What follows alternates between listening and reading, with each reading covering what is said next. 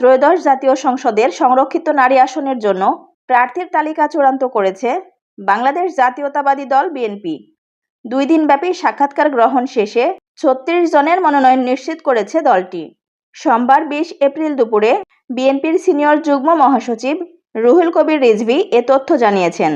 রিজভী জানান, সংরক্ষিত নারী আসনে মনোনয়ন দিতে জাতীয় কমিটির সদস্যরা 2 দিনব্যাপী সাক্ষাৎকার গ্রহণ করেছেন। সাক্ষাৎকার শেষে মনোনয়ন বোর্ড 36 জনকে মনোনীত করেছে।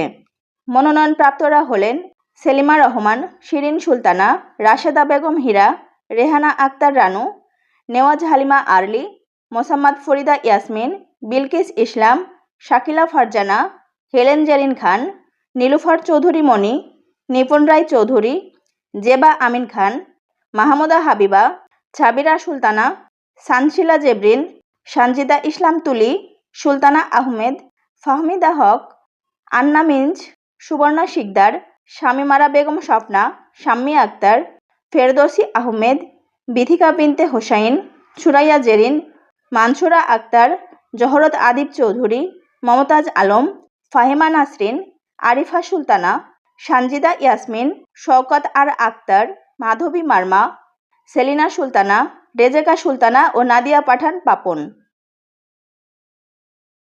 রোজিনা সুলতানা রোজি, আরবিসি নিউজ, ঢাকা।